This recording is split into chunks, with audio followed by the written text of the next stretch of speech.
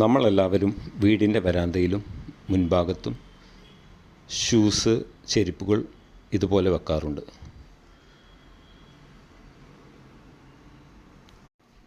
അവ അണിയുമ്പോൾ പ്രത്യേകം ശ്രദ്ധിക്കേണ്ടത് ഇവ നല്ലവണ്ണം കൊട്ടിയിട്ട് മാത്രമേ ധരിക്കാവൂ.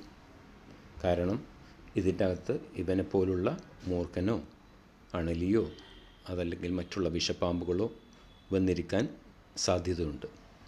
ഇത് ഉപയോഗിക്കാതെ വരാന്തയിലിട്ട ചെരുപ്പുകളാണ്.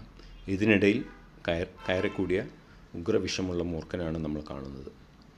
അതുകൊണ്ട് എപ്പോഴും ഷൂസ് അതുപോലെ ചെരുപ്പുകൾ തട്ടിക്കൊട്ടിയിട്ട് മാത്രമേ ധരിക്കാവൂ. അതുപോലെ തന്നെ അനാവശ്യമായി കൂട്ടിയിടാനും പാടില്ല.